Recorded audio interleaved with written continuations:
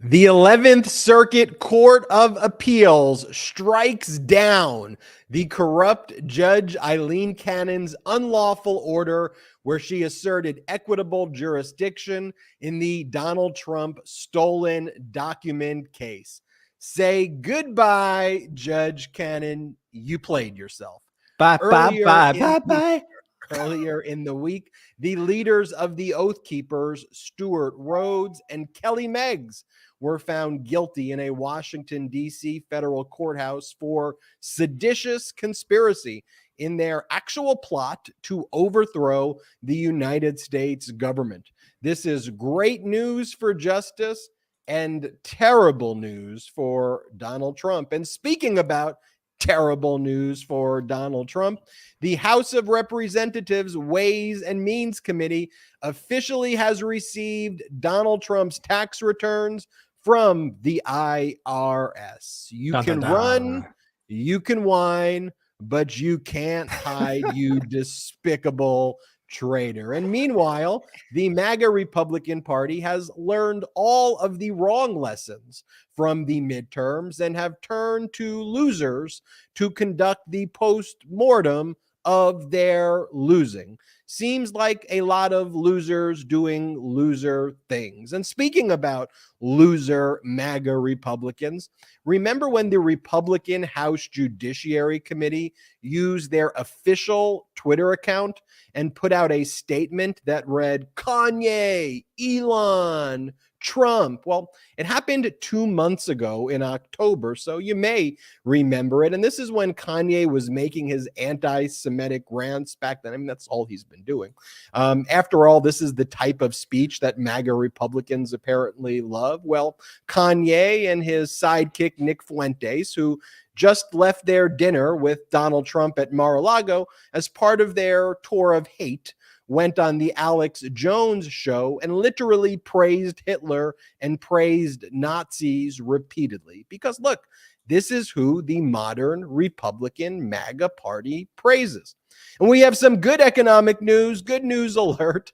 America's GDP grew more than expected last quarter. Georgia's early voter turnout continues to set records. And as of this recording, Obama is currently stumping for Senator Raphael Warnock in Georgia. He has some incredible zingers that we will bring you at the top of the show. Some hilarious stuff and inspiring stuff there.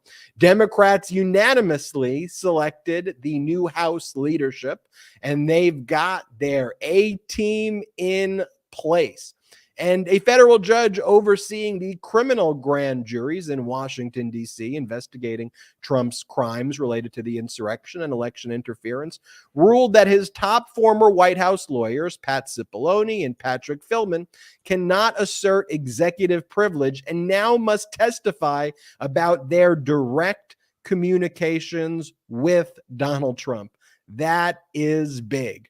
A lot going on, folks. Let's make sense of it all.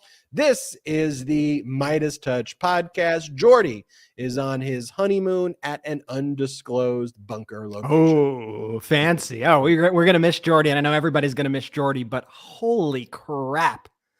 What a day of news, Ben. I don't know how we're going to make sense of all the chaos, but we're going to figure it out. We're going to go through these stories one by one. News is breaking even right now as we speak, as you said, in Georgia. And just, man, I don't even think we have time to waste. I just think we got to kind of just dive deep right into it. What you think?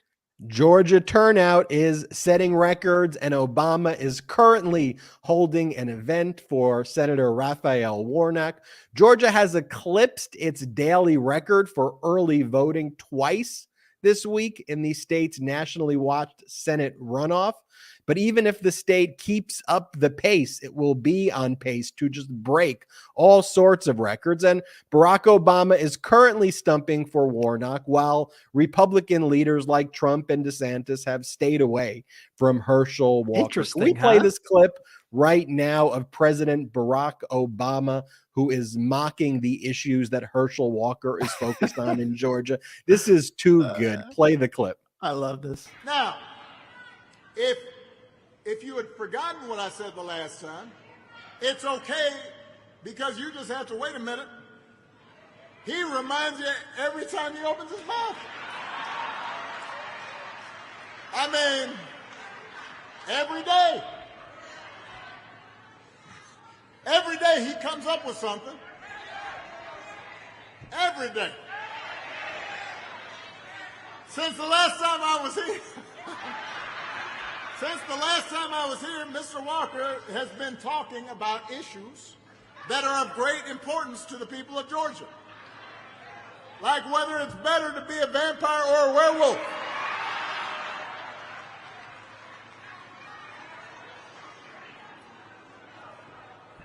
This is a debate that I must confess I once had myself. When I was 7. Then I grew up.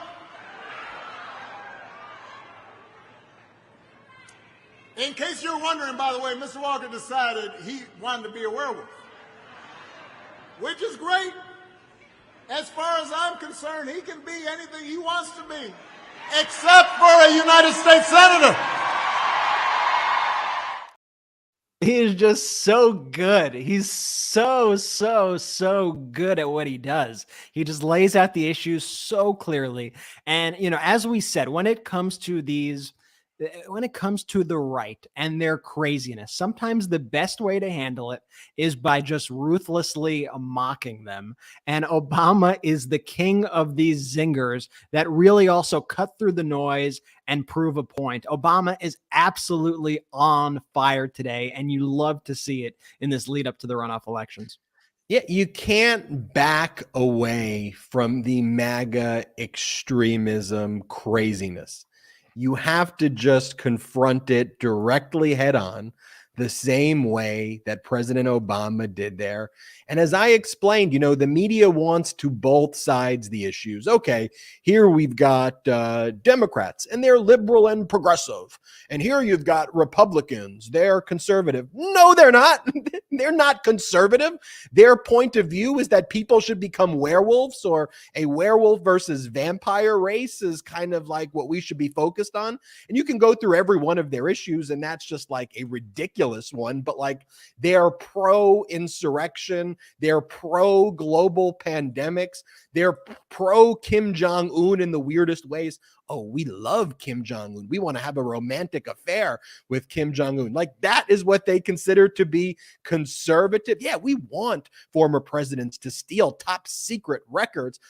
That's a conservative. There's nothing conservative about that view. That's why I'm like, my views line up to be more progressive and liberal, but I don't use that terminology, Brett, progressive or liberal, because I'm far more conservative than these right-wing radical MAGAs. I believe in conserving government, Brett. Yeah, I mean, you wouldn't believe, I mean, maybe you probably would, because you speak to the same people on Twitter and such as I do when you're communicating. But, you know, I would say simple things this week online. Like I would post, you know, can't everybody just, it should be easy to condemn Nazis, right? It should be easy to condemn Nazis and say Hitler was bad and that Nazis are bad, right? Can we all at least agree on that? And I got the comments of, you leftist, you left-leaning, you progressive this, you pedo, you commie. I'm like, we can't even agree on that at this point. That shows just how far gone the Republican Party is. And that's why I think it's important that we do highlight the craziness of the Republican Party. I know oftentimes people will be like, why are you elevating this person? Why are you talking about Marjorie Taylor Greene? Why are you talking about Herschel Walker? Because it's important that the average American voter sees exactly what is going on, because we cannot close our eyes and blind ourselves to it. And that's what Obama is doing here so brilliantly. He is commenting on it, he is condemning it, and he is doing it with mockery. And I think that is absolutely brilliant and essential, because that might be cool with the 20% of nut jobs out there, but the average American voter is not cool with what's happening right now in the Republican Party. They are absolutely not cool with it. Republicans made it their priority this week to force Apple to run ads on Twitter. How dare the private corporation Apple not run its ad on Elon Musk's newly filled hate speech platform? Like, dude, it's just so bizarre how they like they like hop from person to person, from thing to thing, right? It's like this, and they wait until somebody becomes incredibly problematic, and then they're like, that's my guy. I'm going to go all in for this person. It's like they hated Kanye when Kanye was on the right side of issues, when Kanye was talking about systemic oppression, when Kanye was actually using his platform for good. But once Kanye started dabbling in Nazism and such, that's when the Republicans were like, oh, what a free thinker. Oh, they're just afraid of him because of free speech. Oh, those liberals, they don't want their free speech. And then the second that they picked their winners in their battle, so they picked Kanye, that went over great. And this tweet that we were talking about, this the wrong side, Brett, of every issue, though, right? Like that's why it's like global pandemic. Like they like root for the pandemic. Like whatever the most crazy view of it is, that is where they will ultimately side with the issue. And it's just such incredible gaslighting too. It's like, if you like the comments that I've seen from these people who were wrong, just wrong. There's no both sides to it. They were wrong about the pandemic 100%. The amount of people that are like, on the right that are like, so when do I get my apology about those vaccines, huh? When do I get my apology? You see all the people.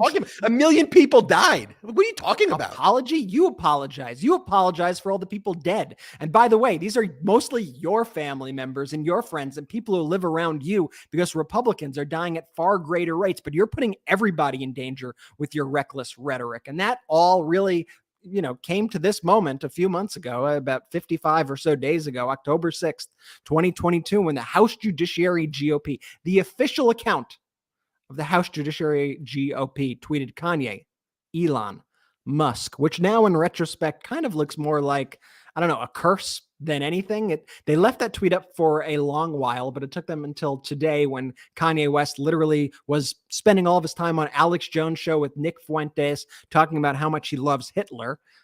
At that point, they decided, you know what, let's pull this tweet down. But they kept it up through all this time, and they own that behavior. Now they're picking the same exact fight by going behind Elon Musk, because Elon Musk is elevating people like Kanye West and is elevating people like Nick Fuentes. And so once again, you have the Republicans going, oh, this is our guy. This is our guy. Defend him at all costs. And what that means is, let's use the power of the government to go after this person. That's exactly what we're going to do. Everything that we try to accuse the left of, so to speak, as they call it, we're going to actually do. We're going to use the power of the government to crush opposition. And that's what they're trying to do right now between Elon Musk and Twitter and Apple. And it's just a ridiculous miscalculation, once again, showing that all their beliefs are complete bullshit. And it's exactly the kind of stuff that Putin does in Russia by elevating his friends into positions and using the power of the government to make them rich and punish their enemies. It's the same Putin playbook. I mean, how bizarre is it that it is a Republican position? It is the position of a political party to be anti-vaccine. I mean, think about that. Like, one of their major things is to spread conspiracies that vaccines put like computer chips in your head. And meanwhile, Elon Musk is like, you know what I'm going to do? I'm going to put computer chips in people's heads. Yo, legitimately. So yesterday, for the people who don't know what Ben's talking about, Elon Musk announced some updates about one of his companies called Neuralink. And what it is exactly what Ben said. He literally is designing a computer chip that is to be implanted in people's brains to give them extra abilities or help them with health. And the same people that have spent the last 2 years making up that the COVID vaccine had a chip in it that was going to track you or whatever. Those same people, all of a sudden Elon Musk goes, oh, I have a chip that I'm literally going to implant in your brains. They go, give it to me, Elon. I want chip in brain. I want chip in brain now. You can't make this shit up. Meanwhile, you look at some of the research behind the actual chip that he's doing, and like, he's testing it in animals, and the results have been absolutely horrific. Something like 98% of the tests, I believe they're monkeys that they're using for the tests, have died or faced serious heart failure or debilitating problems. Like, this is also something that has been devastating to the health of all the test subjects. And he's over there like, yeah, I'm going to start bringing this to humans soon. Don't worry. I'm just going to implant the chip in all your brains. Okay. You guys are cool with that, right? Yes, Elon, feed me. Put me on more chips in brain. Me need chip in brain. It's wild. It's absolutely wild. And their need for just a wacko authoritarian to tell them what to do. Like, no matter what, they're like, at Elon, did you see the Midas touch tweet? At Elon, did you see what Brett wrote? At Elon, did you see? Like, you're ratting me out to Elon Musk? What are you talking about? Like, how just, and we need to talk about it on this podcast, on our network, because the regular media is not talking about it. As I said, going back to a theme of this episode, the regular media is just like, oh, well, you got Democrats and you got Republicans and you just got two political parties and liberals and progressive. That paradigm does not exist. It's appeasement, frankly, Ben. It's appeasement. And, and a lot of the large media networks, let's face it, they would prefer oligarchy over capitalism at the end of the day, when they're just like, you know what, with capitalism, we got to compete. But imagine if we just have someone like a Trump or a DeSantis who just doesn't care about really capitalism, and they'll just pick the winners and losers. So I could be like a loser. Like, who thrives in Putin's Russia? Who are the richest people? People like Matt Gaetz. People like Marjorie Taylor Greene, people like Boebert, people like Ron DeSantis, like actually incompetent people thrive, which is ultimately why that type of oligarchy doesn't work. And a fair capitalistic system, actually, that is compassionate, though, that doesn't leave people behind, is something that does work. And that's why, though, you can have a capitalist system, but also, as President Biden is fighting for, sick leave. And when President Biden had Macron here, he was like speaking to the EU audiences and basically saying it would surprise you in Europe that in the United States, we don't have paid sick leave. And the media wants to ask the question to Biden as though Biden's against paid sick leave. Biden's like, there's something called the other team, and they're called the Republicans. And so other than Manchin, the Democrats are all unified in basically saying paid sick leave.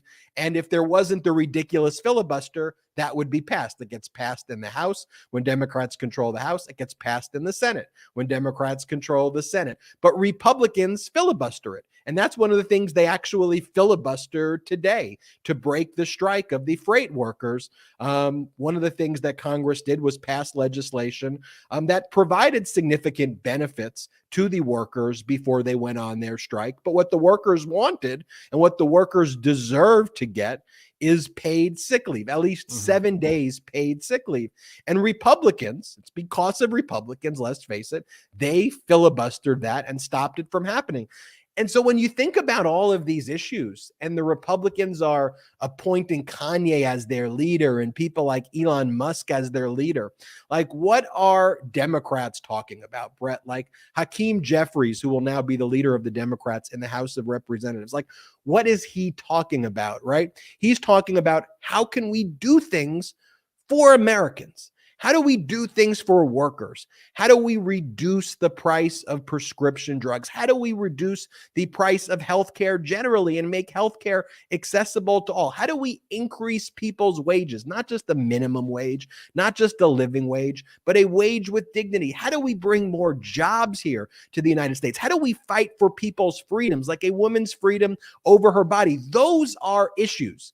And do the Democrats implement policy perfectly all of the time? No. Do I agree with Democrats all of the time? No. But we got adults focusing on those issues. Yeah. And we've got these MAGA Republicans who are just talking about just weird, deranged, and dangerous, not even policies, Brett.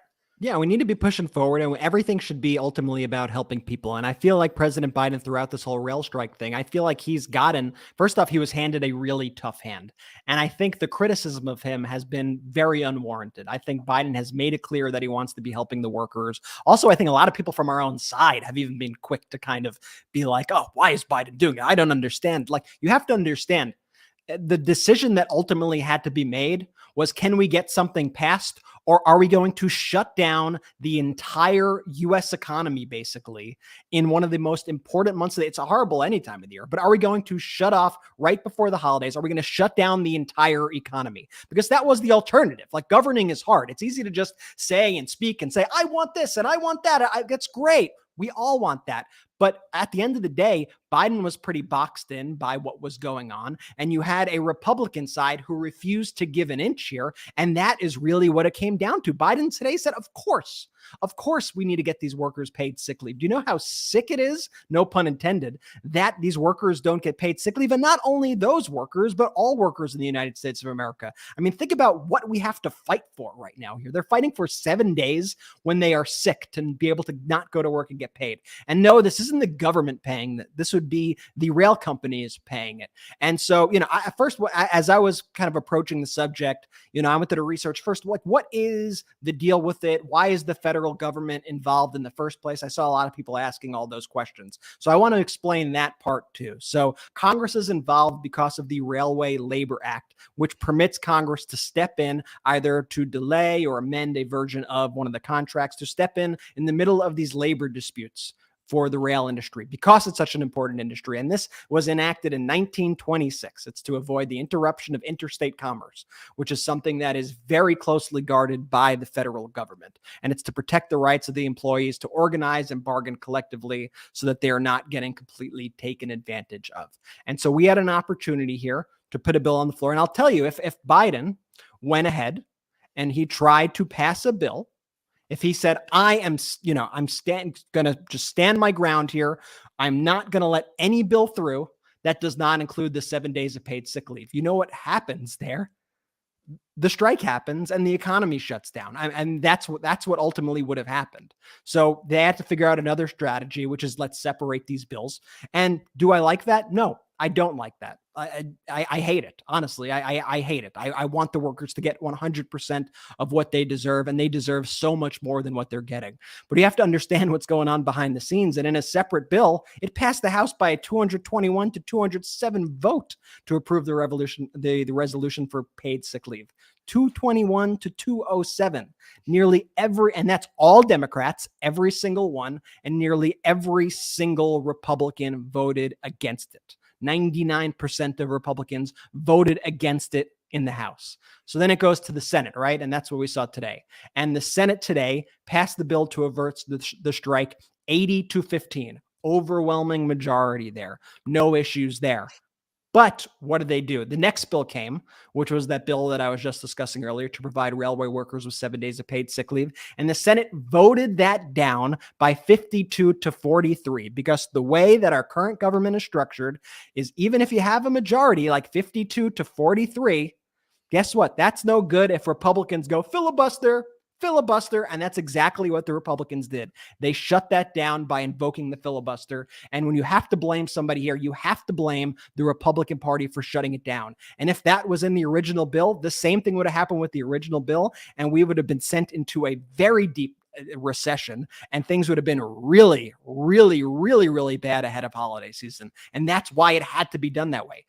Am I happy about it? No, I'm not happy about it. So don't come at me with like, oh, you support. No, I'm not happy about it, but it was just the necessary way to do it when there's a difference between campaigning and saying flowery statements and actually having it to get down to the nitty gritty of it all. And that's what happened. I thought it was interesting. We had a few crossover votes in the Senate for that paid sick leave. I'm not going to give them too much credit, but we saw a few Republicans like Rubio and Cruz and Graham and Kennedy and Josh Hawley and Mike Braun actually come over and vote for the 7 days of paid sick leave. And you had Manchin from the Democrats actually vote against the paid sick leave. And then Bernie Sanders, I'm not sure if you saw, he had a funny little jab at Ted Cruz after the vote. He goes, I always knew you were a socialist, Ted, after Ted voted for the 7 days, which is brilliant. But, this battle, that's the thing. This battle is not over. The economy is running. The rail system is running. That's great. But we need to keep fighting for workers' rights.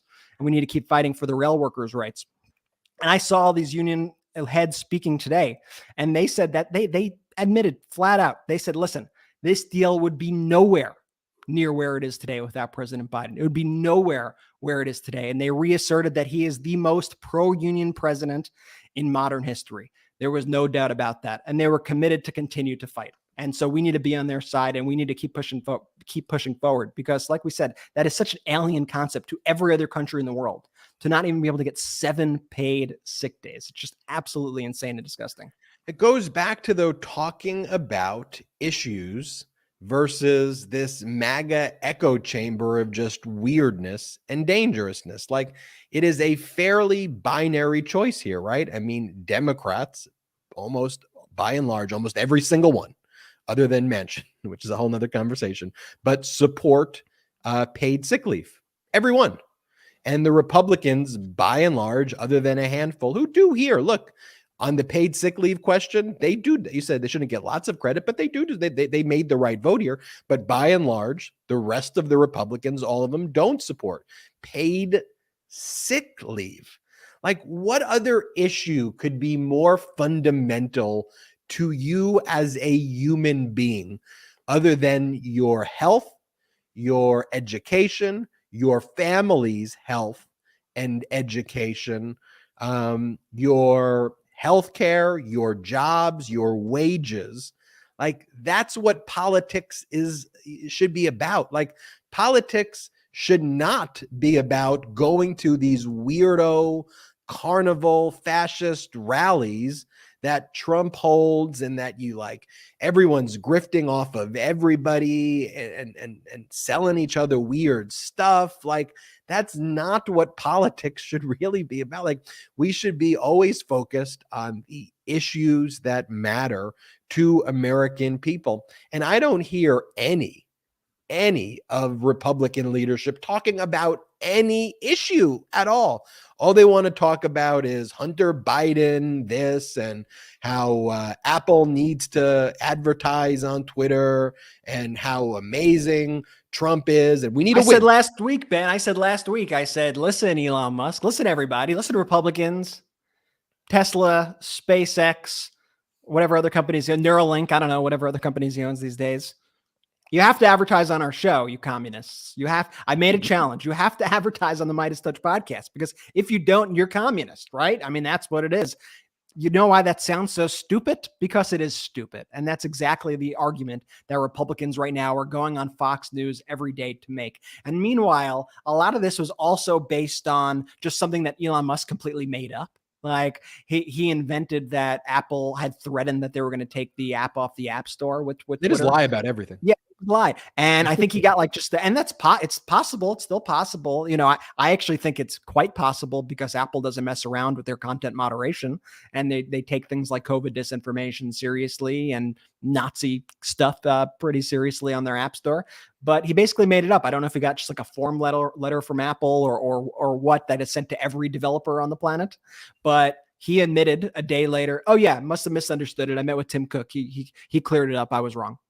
Meanwhile, Fox had run like 2 news cycles, Newsmax running all their news cycles dedicated to attacking Apple and Tim Cook over this. It's just, it's really wild when you see the machinery at play. It just becomes ruthless, and they just want blood. And it's the complete opposite of free market capitalism. It's the complete opposite of democracy and all the beliefs that they pretend to espouse. They're total liars and gaslighters 100% of the time. Yeah, you have DeSantis, who literally says we need to have investigations into why they don't want to advertise on a platform that is ridiculous. Like, you have Jim Jordan call for the government to investigate and target and retaliate. As you said, Brett, their whole belief system is they pretend to be something that they're not. But really, at this point, they usually say the quiet part out loud, and it's just flat out weird. And we just need to keep building this pro-democracy, pro-normal coalition. And look, the wheels of justice, meanwhile, are turning in the right direction. We've been all over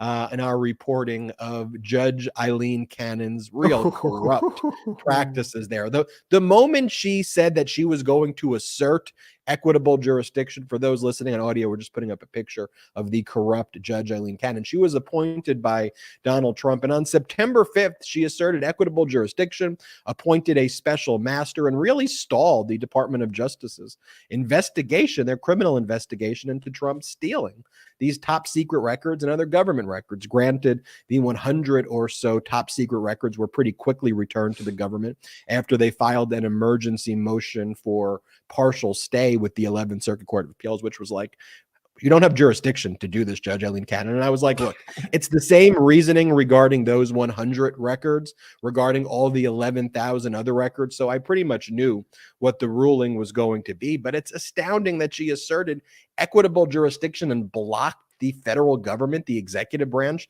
from engaging in a criminal investigation because she said Donald Trump's reputation could be hurt. Like, that's what she said. The threshold inquiry is whether or not there was a callous disregard for the rights of the individual who is being investigated in the criminal investigation. There was no callous disregard. There was no unlawful conduct. The Department of Justice got a valid and lawful search warrant signed by Magistrate Judge Reinhardt, who found probable cause.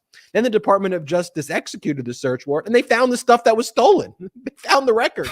And even knowing that, Judge Eileen Cannon's like, well, I'm going to intervene and block the Department of Justice from And then even like 2 days ago, Trump admitted it. He's like, and like all the former presidents, yeah, I took the documents. It's like, they didn't. You did, and you just admitted it again. You just incriminated yourself again. And so she asserts this equitable jurisdiction, and lots of people were like, well, how'd she do it? Or like, what's the basis? I'm like, I don't know. She's making it up. It doesn't. I'm like, it doesn't exist, and she's going to be overturned. Even the 11th Circuit, this panel that just made this ruling that struck down her order asserting equitable jurisdiction, that order came down right before the recording of this podcast. It's 2 Trump appointees, 1 George W. Bush appointee, and during oral arguments a few weeks back, they basically asked the Trump lawyer, like, can you name me any case at all where this has ever happened? And then the Trump lawyer, Jim Trusty, was like, I can't, there is none. And then the next day he tried to like write them a letter and saying the Rudy Giuliani search warrant case is an example, but that's not an example. There was no equitable jurisdiction asserted there. He lied. But by the way, you saw on Thanksgiving Day, Jack Smith like slapped back right away and wrote a letter to the 11th Circuit saying Jim Trusty was a liar and was lying to them. And here, the 11th Circuit Court of Appeals said, look, there's no precedent for this. There was no callous disregard of Trump's rights. There's no, any of the factors of asserting equitable jurisdiction don't apply here. And I thought most importantly at all, they basically said no one is above the law. Even a former president is not above the law. And that's what it said. In considering these arguments, we are faced with the choice to apply our usual test, drastically expand the availability of equitable jurisdiction for every subject of a search warrant, or carve out an unprecedented exception in our law for former presidents. We choose the first option. So the case must be dismissed. And look, it's humiliating for Judge Eileen Cannon. It's always the thing, like everything Trump touches dies, or goes to where. But it's like she's now sacrificed her entire reputation. She's viewed in the legal community as an utter clown. Like, how could you trust her to touch any case? And unfortunately, she won't be impeached. Federal judges, once they're appointed, have lifetime appointments. I mean, could she technically be impeached? She technically could if the House and Senate both voted to do that, but it's not going to happen. So I don't want to get your hopes up. But like anyone who appears before her, you're going to be like, all right, this is just not a serious, it's not a serious judge. And the judiciary views her as a clown. And it was a very strongly worded order for the 11th Circuit. So this means the special master process comes to an end. Judge Raymond Dearie did a great job. In fact, even though he was recommended by Trump and every one of his I'm going to miss him. I'm going to miss Dearie. He did a good job, but he knew it was coming. That's why there was supposed to be a hearing today in his court. And he was like, you know what, just brief this issue for me. Oh, and then dude, come back I to forgot me. about that. That's such a good point. He had the thing scheduled and he saw it coming and he was like, you know what, let's cancel that hearing and we'll see what happens. And look, the wheels of justice turned in the right direction there. They moved slower than I think we would have liked. But look, it didn't really interfere with the Department of Justice's investigation because the DOJ was very surgical, right? Early on, they got back the documents they cared about the most, the top secret classified records. So they were able to bring before their grand jury investigating Donald Trump's theft of these government records people like Kash Patel. So they've been able to pursue their investigation.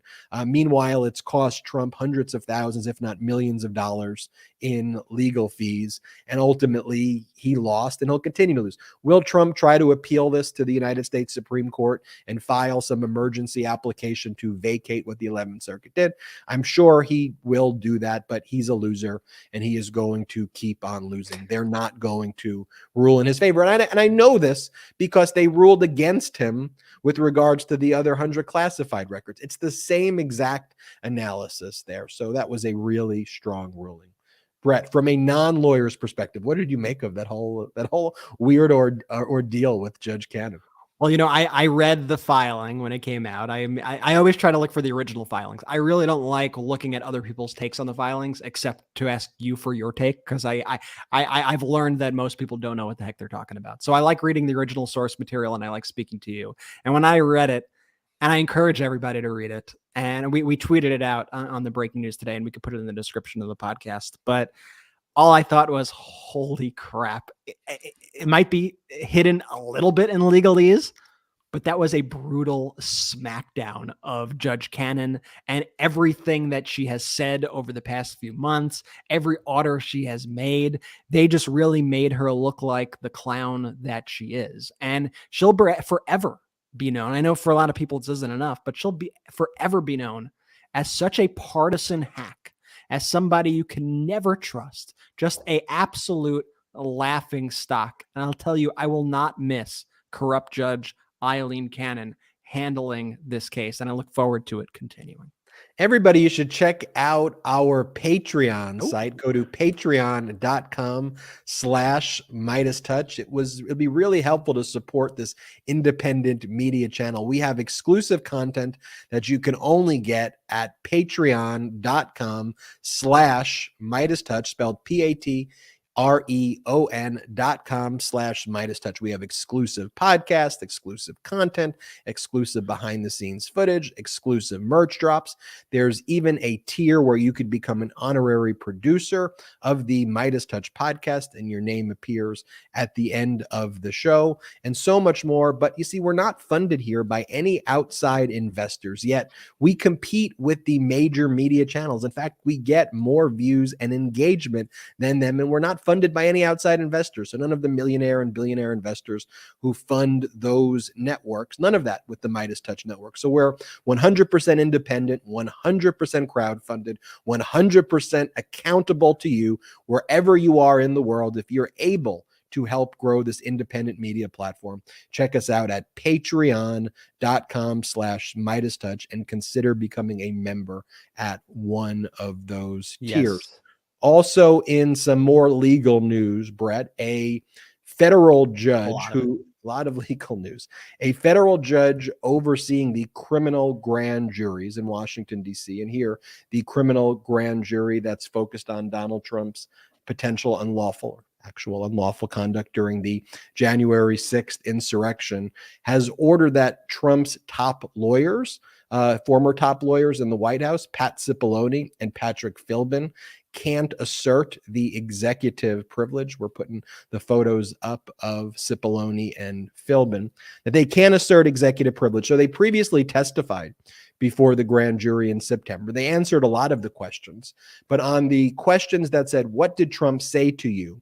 The same way they didn't answer it with the January 6th committee, they said they have to assert the executive privilege because Donald Trump is asserting it. They don't believe the executive privilege applies, but they felt legally obligated to assert it. Yeah, but they're probably happy with this ruling too, right? I mean, it's not a ruling against them. They want to speak. No, they wanted to speak. They just said, look, Trump will probably sue us unless we get a court order. So just get a court order that says that we can talk about it, and then we'll talk about it. Now, the Department of Justice previously prevailed on these same issues when executive privilege was asserted by former Vice President Pence.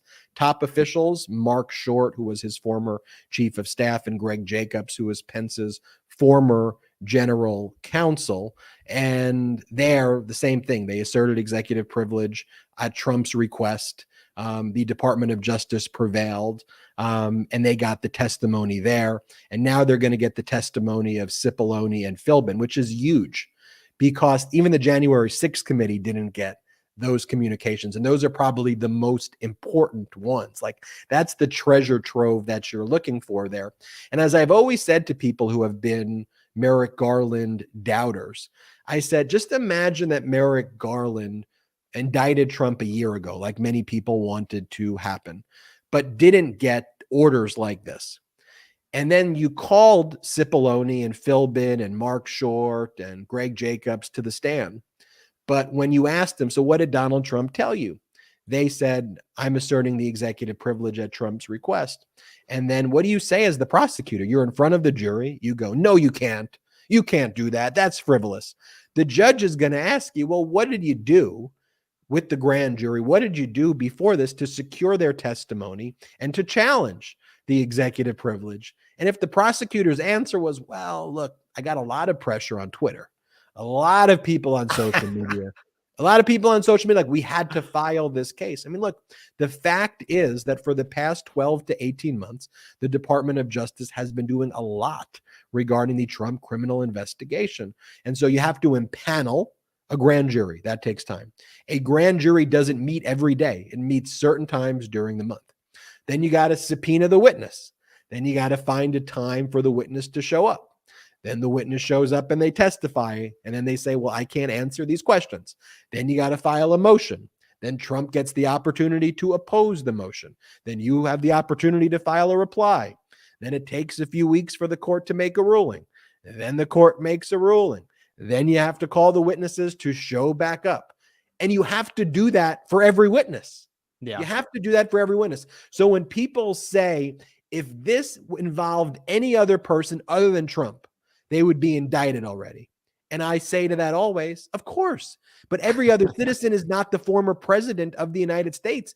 And I know it's horrible to say that, but if you want to mutate the Constitution and further defile the Constitution as a past former criminal president, you can avail yourself of arguments that the average Joe or Jane or whatever citizen or whoever citizen can't make those same arguments.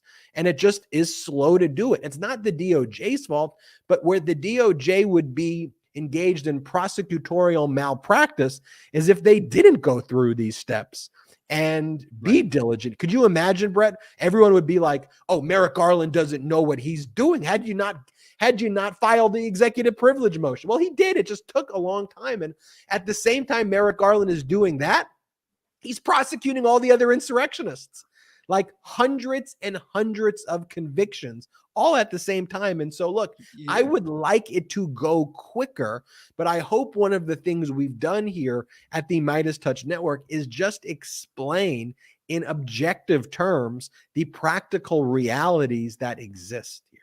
Well, Ben, I feel like everyone wants their quick hit, right? Like, we live in a world of instant gratification where you're constantly swiping up on your Twitter feed or Instagram feed. You're constantly being sent push alerts and you're getting new information nonstop.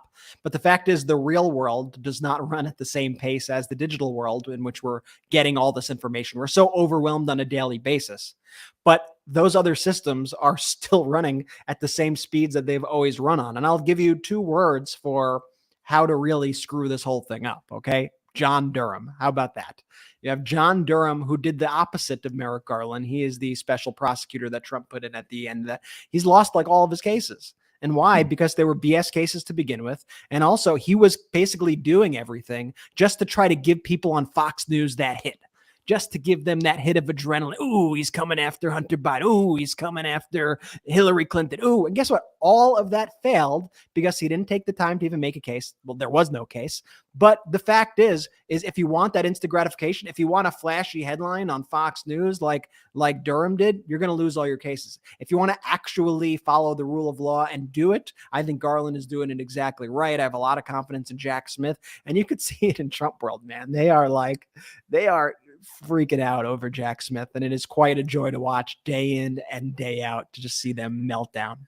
I also had Karen Friedman Agnifilo, who is a host of the Legal AF midweek edition. She was the number 2 deputy of all of the Manhattan DA's office, and she just gave an incredible perspective from a prosecutor, from a top prosecutor that she was, about though Trump's threats on the family members of Jack Smith and how beyond the pale that is. And she talked about how she received threats and how her husband, who was a former federal prosecutor, received threats. But the fact that Trump's attacking Jack Smith's wife and late mother-in-law and sister-in-law is just so pathetic and likely gives rise to additional criminal counts that could be filed against Donald Trump. And one of the things I should mention too, Brett, about the timing of these cases that was like a real eye-opener for me, though, was when New York Attorney General Letitia James filed the $250 million, or at least $250 million fraud lawsuit against Donald Trump. There's an independent monitor who was appointed, but a few weeks back, they set a trial date. And Judge Arthur Engoron, who's been very harsh on Trump, and rightfully so, set the trial date for October 3rd, 2023. And so I didn't even address it in my video because for me as a litigator, I was like, holy shit, that's such a quick date. I go, he set the trial in basically less than a year. I'm like, I've never heard of that before. So I didn't even think to address it in the video because I'm like, that's a home run right there. But then I saw the comments, and there were so many comments like, that's an injustice. Why isn't it in May? Why isn't it in February? Like, now he gets to get off for another year. And I was like, wait, there really is a service that Legal AF and the Midas Touch provides, because sometimes I forget that, as someone who litigates cases every day, that perspective, though, is a bit unique. And by the way, Ben, that's why it's so great, I think, that we have all these followers who tell us, who address those, who send those complaints to us and things like that, because that sort of feedback also helps us explain, what is actually going on and helps inform our content. And so it's super useful. And that's why I really value this as a community more than just a one-way street where we're just talking at people. People also come back to us and then we address everything. And what I've realized over the past, since we kind of got into this world, which we came from the outside, weren't doing this kind of work before. I mean, you were a lawyer, obviously, but I did nothing in politics before. You didn't do anything in politics before. Jordy didn't do anything in politics before. But one of the things I've come to realize is that just having the information, I think, is so important for everybody, because it's when you don't have the information, it's when you jump to the conclusions and start getting enraged. Then you start rage tweeting, and then somebody ignites a fire who also doesn't know that they're talking about. And then they get a whole new batch of people mad, even though they have no idea what they're talking about. But if you step back and analyze the actual data and what's going on, I'm not saying 100% of the time, but for the most part, you'll be able to go, okay, I see what's happening here. I see how it's progressing. I understand the timeline, and I understand that it doesn't necessarily work at the timeline that all these people who are shouting at me and are trying to, get me to doom retweet them all the time or whatever it is. I know that's not it. I know that I could sit back and ensure that the wheels of justice are turning here. I've never seen a trial date set so quickly in New York before, on October 3rd. And it's the right amount of time where Judge Arthur Engoron doesn't feel any fear that he's going to be overturned on appeal. Because if you set the trial in 3 months, Trump's going to argue his due process rights were violated. And they aren't, but he will prevail on that in appeal. So any outcome that you want is going to be reversed. And so you would be setting yourself up for failure. That's the date that New York Attorney General Letitia James pretty much wanted. And again, I've never seen a date move that quickly, but that's also why here, do I share my opinions with you? Am I loud and proud about my pro-democracy opinions? And Brett, the same, and Jordy, the same, and others on our network, the same, yes.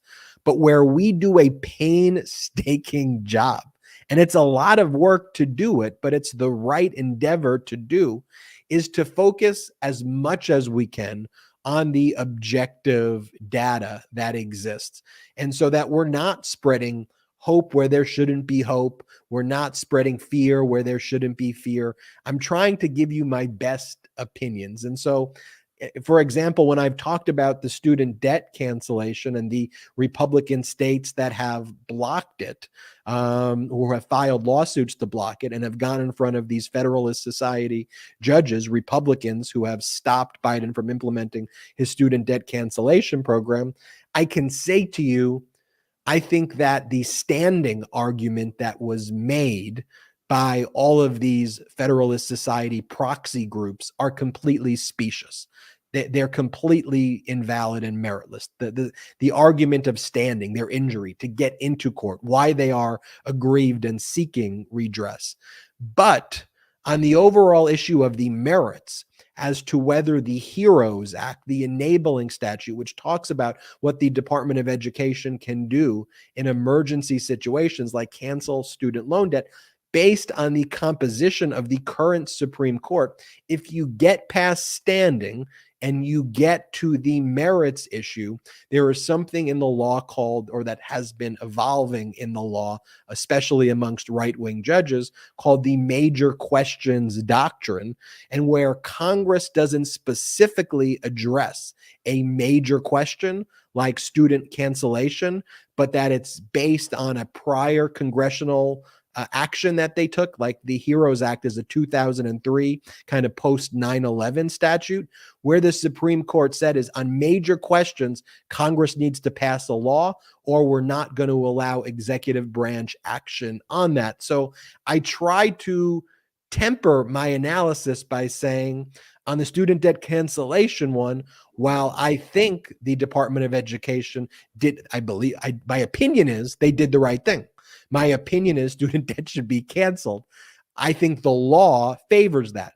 Do I think the United States Supreme Court is going to make a favorable ruling to Biden?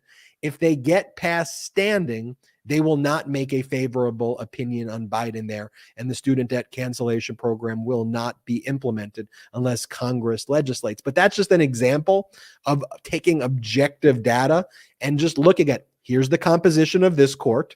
Here's how they've ruled before. It's like almost being a meteorologist, right? Like you can't always predict 100% the rain or, a hurricane, but you can see the patterns and say, here's the trajectory I think it's going to take, and here's what we can do. But unlike the weather person, unlike the meteorologist, we're not just idle, passive observers of the weather when it comes to policy. We actually have the ability to stop the hurricane, to stop the storm before it comes. No pun intended there. To stop all of right? We have the ability to do that. And that's also how we have to use the platform, by taking this objective data. Brilliant.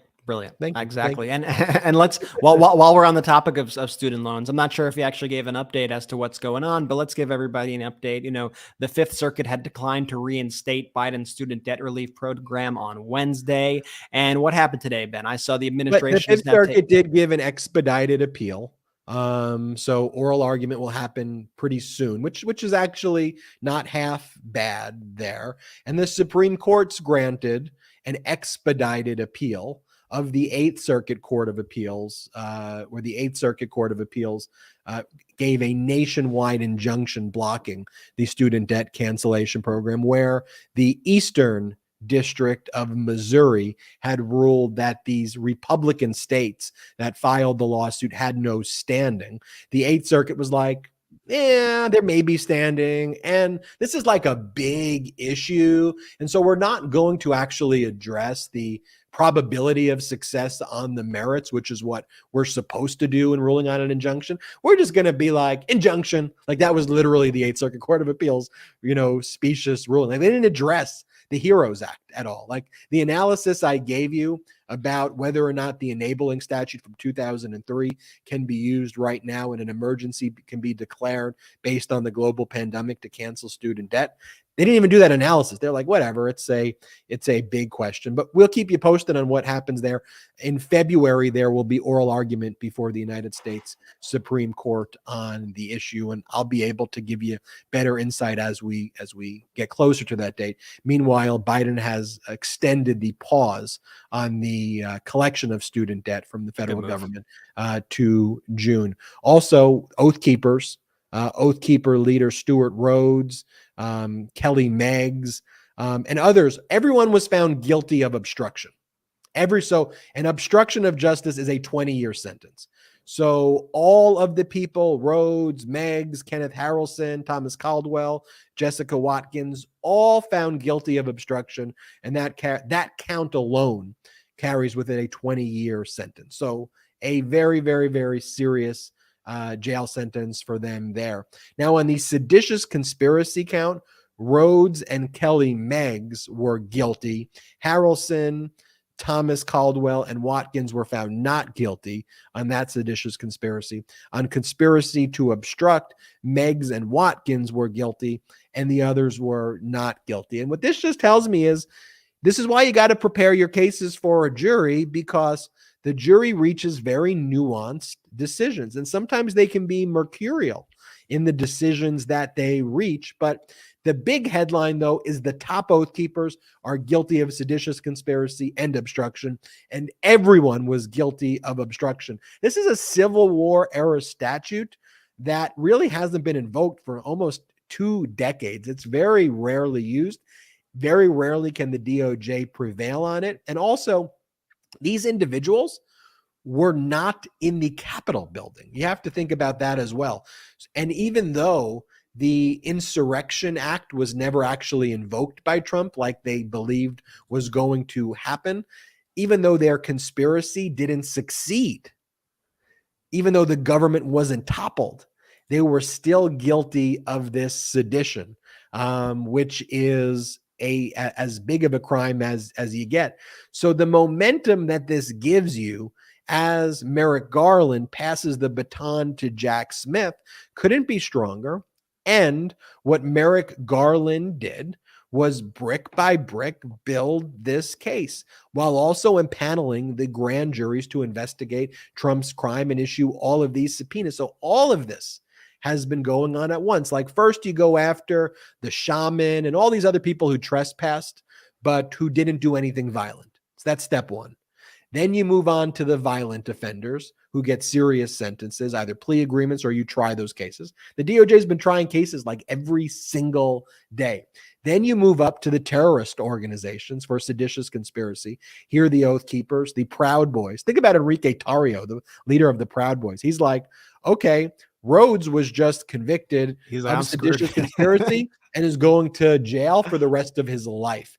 Enrique Tarrio was in the White House after the November election, right around Christmas, bragging and taking selfies that he got a special invite before the January 6th insurrection. So if I'm Enrique Tarrio, right, well, I don't want to even imagine that I am, but if you are Enrique Tarrio right now, you absolutely are probably having your lawyer saying, we got to cut a deal. And the Proud Boys are set to go to trial mid-December, but it likely starts mid-January. The testimony probably really starts mid-January. And now the DOJ learns what worked, what didn't work. So they're even going to be better prepared of how to do this trial with the Proud Boys. Yeah, I mean, you can't overstate how serious it is to be first charged with seditious conspiracy and then to be convicted of seditious conspiracy. It's basically, you basically don't get any higher than that. Like, treason doesn't quite apply to these kinds of cases. That's why they're not bringing this. Seditious conspiracy is like as high as it gets. And Ben, you remember, like, you know, early kind of 2021 after the insurrection, like a few weeks later, where you had all those kind of talking heads and you had especially the people on Fox News and whatnot. Their whole talking point was like, it can't be sedition. They've never been charged with sedition. No one's been convicted of sedition. And now it's like, okay, a year, 2 years later, boom. They're wrong about everything. Wrong. They lie and they gaslight and they're wrong about everything. That's why I want everybody here to, I think there are too many people too on like the pro-democracy side of things that sometimes, because it's said so much at them, they start to believe bits and pieces of what they're telling you. They lie about the dumbest of things, like the dumbest of things. And by the way, you know, seditious conspiracy. They're conspiring with somebody or a group of people. They're conspiring with each other. They're conspiring with other people. These are not just foot soldiers on the ground. These are people who are intimately involved. And there are people who should be especially afraid right now as well, people who aren't necessarily inside the Oath Keepers, but people who are directly tied to the Oath Keepers. And let's pull up this photo right here of Roger Stone, who walked around. I mean, just look at this. Look at, like, this is a person for the listeners who are looking at a picture of Roger Stone in his hat with his underbite. I don't even know what has happened. He looks like a Batman villain in this photo, and he is flanked on each end by Oath Keepers. He was using the Oath Keepers as basically his personal bodyguards. They are very intertwined here, and Roger Stone was an advisor to none other than Donald Trump. They are directly linked. Other people who have very intimate relationships with the Oath Keepers, Alex Jones, Michael Flynn, all these names, all these people, all of them are inextricably tied to the Oath Keepers. And it's why these rulings are also so important, because it really shows you how they're working their way up, who they're working their way up to, and why those people right now, you better believe, are absolutely terrified. And Roger Stone's going to come up a few times in this episode as we get into the Matt Gaetz Greenberg stuff. He pops up there too. You just find him in any sort of just disgusting place. You find Roger Stone somehow. Well, first, let's talk about, though, that the IRS has confirmed that it's turned over Trump's tax returns to the House Ways and Means Committee, the House of Representatives. The House of Representative Ways and Means Committee has been trying to get these tax returns, 6 years of tax returns that roughly span the time of when Trump was president, right before and then right after. And they've been steadfast in trying to get these records. By law, they should get the records. Like, it's literally in the IRS code that the House Ways and Means Committee can get the records, because the IRS is supposed to have a mandatory audit function of presidential tax records. And Donald Trump had been whining, I'd love to turn over my tax returns, I'm just under an audit. So as part of that, that serves as the legitimate legislative reason why the House Ways and Means Committee can get these records. But for Donald Trump's claim that he wanted to turn over these records, and I know that was gaslighting, I know he didn't really want to turn him over, he's been fighting this since forever, but specifically since the Democrats took over the House of Representatives after the 2018 midterms. And again, he lost at every level. He lost in his lawsuit before a Trump-appointed judge in the D.C. District Court, then the D.C. Circuit Court of Appeals. He then sought to get en banc review, meaning all of the D.C. Circuit justices, and they rejected that. He then appealed to the United States Supreme Court. You had Justice John Roberts, who oversees emergency applications, granted just a tiny delay, about a week and a half to 2 weeks. And everybody was like, John Roberts is corrupt. He's blocking Donald Trump's tax returns from being turned over. And I was like, look, John Roberts is corrupt, but not for this reason. This is just what they do. And that's why, again, the objective data is important. I'm like, no, he's going to allow a briefing schedule. This is what Justice Elena Kagan did, an Obama appointee, right? When issues came up before her relating to the January 6th insurrection. It's a temporary pause. The parties briefed it. And then in a unanimous decision with no notable dissents, of course, the United States Supreme Court ruled that the records should go over to the House Ways and Means Committee. And it has been confirmed that they got those records. Brett, maybe you want to briefly turn to what happened in Florida federal court today with one of Matt Gaetz's close associates, someone who Matt Gaetz partied with and took photos with and hung out with. And I do want to say at the outset that, look, everyone is presumed to be innocent. So Matt Gaetz is under criminal investigation for sex trafficking. But what is completely not in dispute is that at the exact time that this individual, his friend, was involved, his close friend, was involved in like running a sex trafficking ring, which he pled guilty to, Matt Gaetz was hanging out around him and taking private jets and going all around with him. Brett, what else can you tell us about this? Yeah, that's a common theme that we keep seeing. Like yesterday, there was a report in the Daily Beast about somebody who was, a big QAnon person, not to digress let me digress for 1 second, a big QAnon person who was one of the leaders of the Save the Children sort of, movement. So we need to protect kids from the left wing and the Democrats and the pedophiles. Well, he was arrested for child porn or child sex trafficking or something yesterday. It's all projection with all of these people. It's unbelievable to watch. And like you said, Ben, you have Joel Greenberg, convicted fraudster, stole a ton of money from Floridians. He was a Seminole County tax preparer, a tax collector. He's been cooperating now for a while with Matt Gaetz. I know a lot of people are very antsy about this case, me included. But he was finally sentenced today. This is the new one of the earlier things we woke up to today. Sentenced to 11 years in prison by a federal judge in Orlando, California.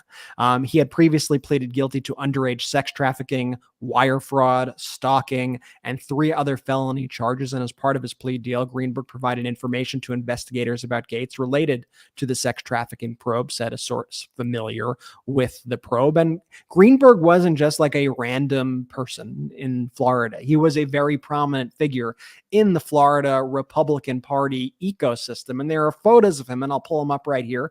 Like I said, Roger Stone was going to pop back up shortly. Well, there he is. You have Roger Stone and Matt Gaetz right alongside Joel Greenberg here.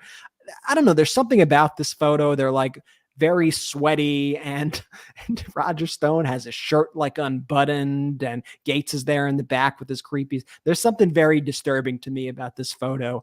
I can't quite pinpoint exactly what it is. And then on the other side, we have a photo of Joel Greenberg with Matt Gaetz again, and also with Florida Governor Ron DeSantis here. That was during the time when DeSantis was running for Congress, I believe was when this picture was taken. Now, that 11 years, Ben, I want to talk to you about that because it both sounds like a lot of years and it also sounds like maybe not enough years. And so do you think his cooperation here, do you think it led to less of a sentencing here? What was I know the DOJ, this was like basically the max of the range that the DOJ had suggested for him. And is that because of the cooperation? Absolutely. 100% it was because of the cooperation. He was otherwise facing somewhere between 27 to 30 years. And because of his cooperation, there was a downward departure in the sentencing guidelines based on the ultimate charges that he pled guilty to, where the range was 9 to 11 years. And the judge sentenced at the high end of the new sentencing guidelines based on his cooperation. But it otherwise would have been about 30 years. The judge, who actually was a Clinton appointee in the sentencing, though, said some really kind of bizarre things about the victim. The victim was 17 years old and posted an ad. And that's apparently how they met with this minor, through an ad that was posted. And they claim not to know that the victim was 18, was like their claim. And the federal judge seemed to give credence to the argument and said, I don't think that makes you, Joel Greenberg, a pedophile. It's just a weird thing to say in the sentencing by the federal judge. But the reason that I bring it up, for people who are saying the DOJ needs to indict Matt Gaetz or should indict Matt Gaetz, I agree. I think they should. The thing that I think they're grappling with, though, is you do have a judge who that's before, who made a comment like that. And so I think they're worried that if they pursue the prosecution in front of a judge who says things like that, and if they lose, it would be very embarrassing on the DOJ. Like, that's just what we could disagree with that analysis of their conclusion. Yeah. But that's the analysis they're making.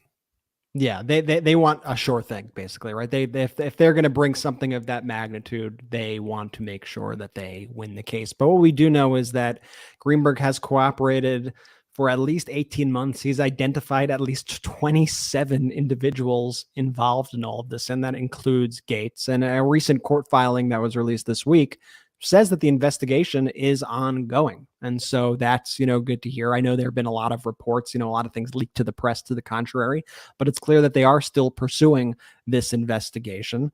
That's why this is important to just follow all the steps to see what happens. And one of the things I found interesting was earlier today on Deadline NBC, Greenberg's lawyer actually came on to spoke. And a comment that he made is he said there are, quote, a lot more witnesses to the sex trafficking of minor for Gates than with Greenberg. It just seems like Greenberg's attorney at this point is just seems a little fed up that his client is just being absolutely destroyed through all this, and Gates is seemingly walking away, and he's just like, listen, they were there together. If you're getting this guy, you got to get Gates. And he just seems to be pushing that forward. But, all these figures are just so intertwined. And there really was some sort of kind of trafficking ring going on there in Florida. So it seems. No doubt about it. And we'll keep you posted with more on the Department of Justice's investigation into Matt Gates. We know there's still an ongoing investigation, and we know that Gates was hanging out and partying with the person at that time. Brett, I want to go to some economic news, and some good economic news, that the GDP grew more than expected last quarter. The U.S. economy grew faster than expected in the third quarter, with the GDP growing by an annualized rate of 2.9%. And experts say there is no sign of a recession. Meanwhile, gas prices have plummeted. The most common price at gas stations nationwide is $2.99, which is below pre-Ukraine invasion levels. And corporate U.S. reshoring announcements jumped 20% in the third quarter versus the second quarter, now tracking at 150% versus 2019, and jobs are coming back to America. And one of the things I just want to point out there, Brett, there too, is that this is why we need to continue this community. What we're doing together and spreading the truth is the most important part, are all of you watching and listening and sharing this data, because you remember what was happening right before the midterm elections. Like, literally, our foreign adversaries, people who literally chill and play golf with Trump and gave Trump's son-in-law billions of dollars, are manipulating the markets to try to screw the Democrats. There's no other way to look at what Saudi Arabia, they want. You know what I don't like, and I'm sorry to interrupt, but you know what I find here also is I find that there is a real gaslighting as well in a lot of the media. Like, if you turn on even CNBC, they often lead, or they'll couch any sort of good economic news.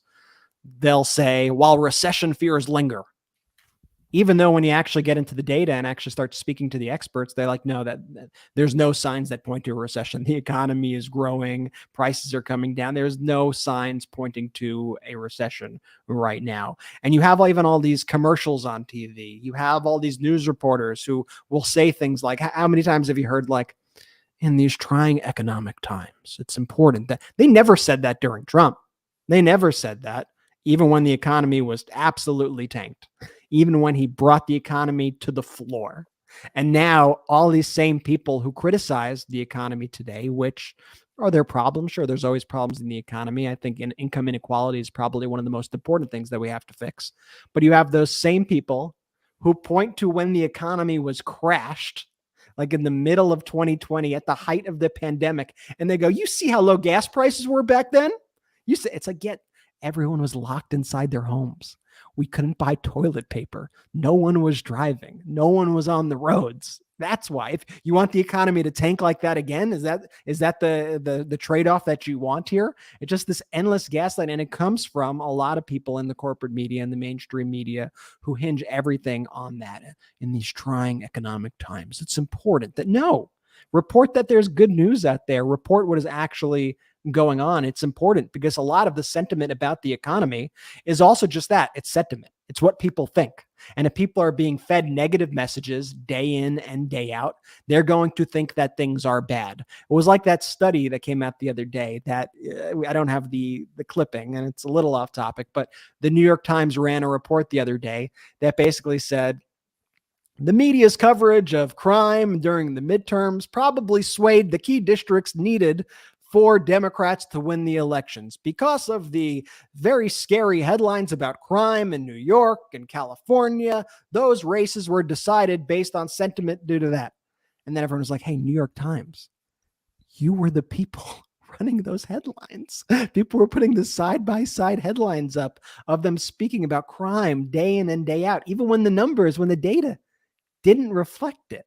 And when you have that kind of gaslighting, it does affect people's sentiments. And that's why we need to stay above it. We all need to stay above it. And that's why that's why you're also so important, obviously, because it's up to you to also be spreading what's actually going on out there. Look, if Biden COVID response was like Trump's COVID response, I am 100% sure I would not be supportive of Biden. If Biden responded, I'd be like, I would be like, what the heck is going on? The difference is because the Republicans are a cult, when Trump engages in that conduct, they have to be like, yeah, look, this is perfect. Nothing bad's going on. Let's inject ourselves with bleach. Let's go. Bleach worked. And rather than admit that they were wrong, they are so deranged and such a cult that even now in 2022 or heading into 2023, they have to pretend. They have to act. They have to gaslight us like COVID wasn't real. It's like 1 million people died. Under what metric do you feel that there is an emergency? 1 million deaths? 1 million deaths.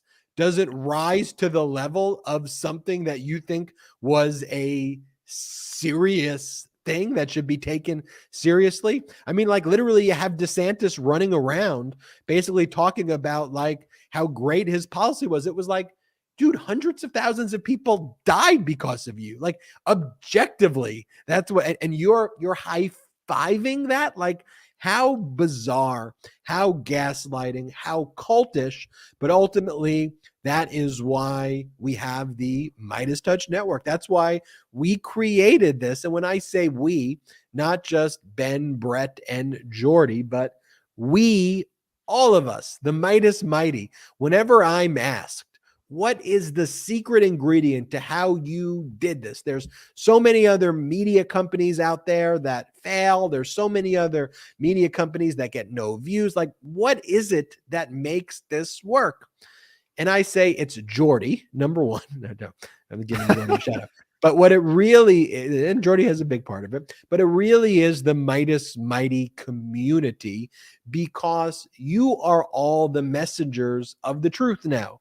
You are the messengers of the pro-democracy, pro-normal coalition. By sharing the podcast, by sharing the videos, by sharing the accurate data, the same way Merrick Garland, brick by brick by brick, that approach, brick by brick by brick, we need to reflect that, you know what? The Republicans aren't conservative anymore. That this Maga Republican authoritarian party is anti-American. That we need to call it out. That we need to return to normalcy. That we need to fight for our institutions and our democracy. And that we need to restore all of these qualities that truly have always made America the special place that it was and is here and in the international community. And a special shout out to our supporters, the members of the Midas Mighty community, not just here in the United States, but also international supporters. It's so great seeing when I see on the comments people saying all the different countries that they're from, because sharing this pro-democracy message transcends just a country too. The importance of this as an international movement are so important. And to help build this community too, and I said it at the middle of the show, but I'll say it again here. One way that you can help wherever you are in the world is that if you are not already a member of our Patreon, if you're not already a patron, Go check it out and consider becoming a member, because we're not funded by any outside investors at all. Think about that. With all these other groups taking millions and billions of dollars, we're competing with them and we're crowdfunded. That's how we operate this. So if you check out patreon.com/MidasTouch, patreon.com/MidasTouch, what you'll love about it is that there's lots of exclusive content that you can only get on Patreon.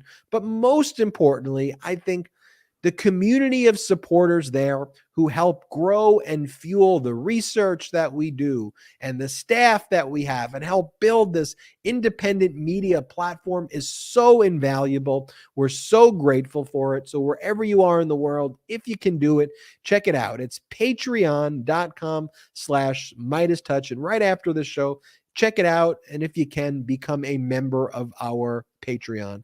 No worries if you can. Also, check out store.MidasTouch.com for the best pro-democracy gear, the official Midas Touch gear. We've got the Make Attorneys Get Attorneys hat. We've got the Convict 45 or Convict 45 in person, woman, man, camera, prison shirt. We've got the I Read banned books sweatshirt, hooded sweatshirt.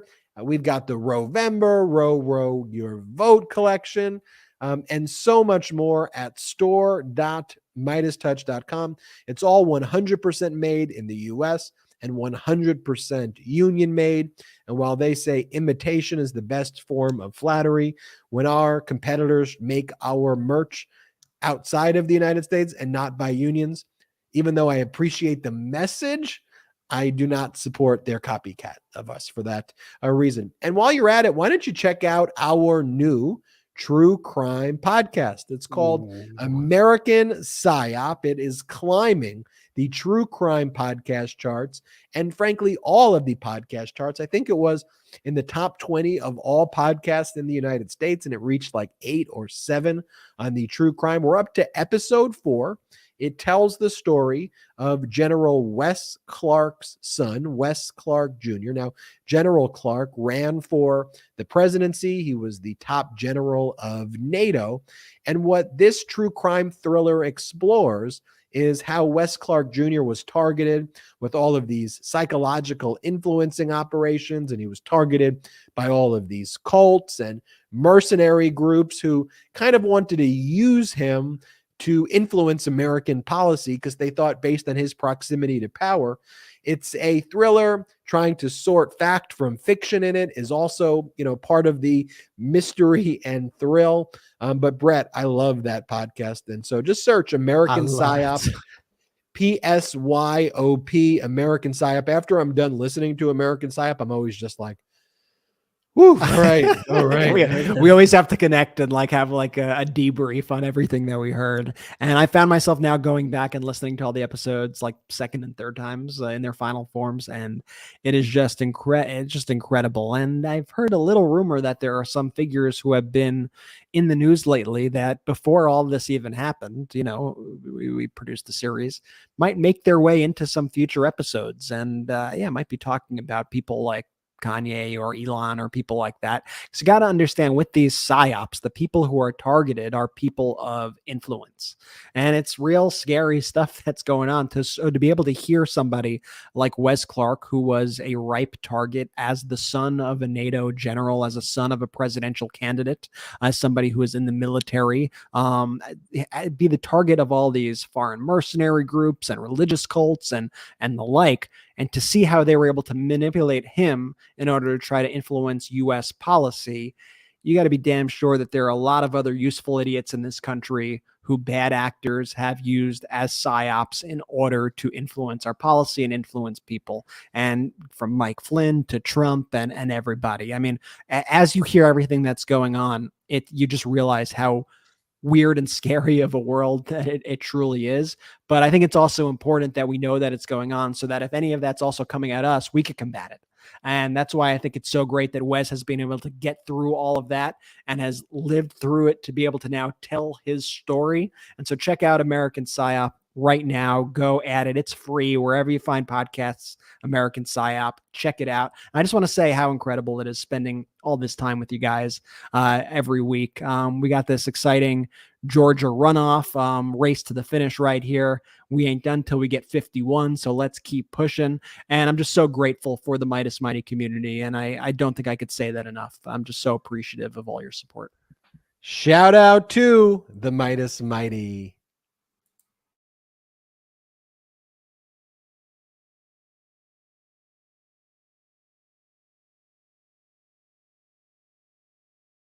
At Midas Touch, we are unapologetically pro-democracy, and we demand justice and accountability. That's why we're spreading our message to Convict 45. That's right, gear up right now with your Convict 45 tees and pins at store.midastouch.com.